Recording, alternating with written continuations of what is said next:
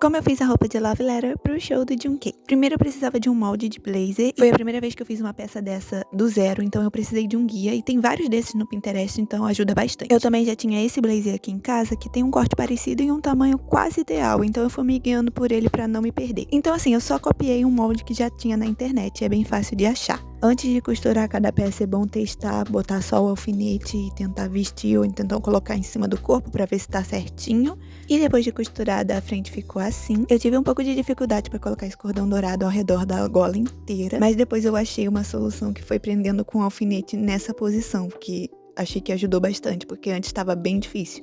E enquanto a costura, eu simplesmente não sabia o que eu tava fazendo. Eu comecei de um jeito, depois eu fui fazendo de outro e ao longo do processo fui vendo o que ficava melhor. Minha ideia inicial era cortar um pouco esse blazer e fazer ele um pouco mais curto, mas eu gostei desse tamanho e eu deixei assim. Aqui eu já tava colocando os botões nos bolsos. Eu só recortei retângulos de tecido do tamanho que eu queria e coloquei 2 botões em cada. Depois eu juntei o lado da frente e o lado de trás e decorei com o mesmo cordão dourado e ficou desse jeitinho. Não são bolsos de verdade, são só decorativos. Coloquei o resto dos botões na gola e eu fui posicionando eles desse jeito. Eu tinha que colocar 5 botões em cada lado, então eu fui colocando primeiro nas pontas e depois arrumando. Aqui eu já tinha juntado a frente, as costas e a manga, mas estava tudo aberto nas laterais. Eu tenho uma dificuldade enorme em colocar mangas nas roupas que eu faço, tanto que eu nem gravei porque eu achei que eu ia errar na primeira vez, mas eu acabei acertando. E finalmente eu aprendi. Primeiro a gente tem que prender a frente e as costas pelos ombros, depois colocar as mangas e depois fechar a lateral. E eu só cortei o molde da manga depois que eu já tinha juntado a frente e as costas pela altura ali dos ombros,